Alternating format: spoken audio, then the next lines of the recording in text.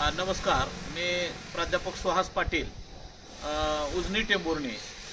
आमच्या उजनी येथील साखरबाई गायकवाड व कल्याण गायकवाड यांची मुलगी पारुबाई निकम त्या सध्या दुर्धर आजाराने त्रस्त आहेत।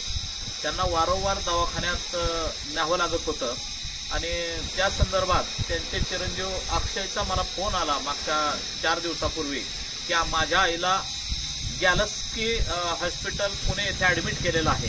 मी लागलीच सदाभाऊंना सांगितलं आणि सदाभाऊ खोत साहेबांचे PA आदिनाथ कपाळे यांना सांगून मी गॅलस्की हॉस्पिटलचा सगळं डॉक्युमेंट अक्षयने मला पाठवलं आणि माझ्याकडून मुख्यमंत्री सहायता निधीला आम्ही त्यांना मदतीसाठी प्रस्ताव पाठवला।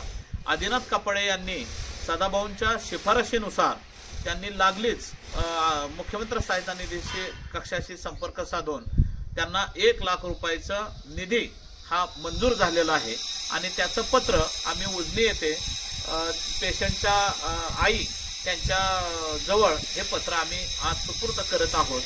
शेवटी मुख्यमंत्री सहायता निधी हा जो कक्ष आहे हा राज्यातल्या गोरगरीब दीनदलित आरोग्य ज्यांना गरज आहे अशा लोकांसाठी हा मुख्यमंत्री सहायता कक्ष या महाराष्ट्र शासनाने काढलेला हा खूप लोकांच्या दृष्टीने आरोग्याच्या दृष्टीने खूप महत्त्वाचा आणि हितावह या शासनाचा निर्णय आहे।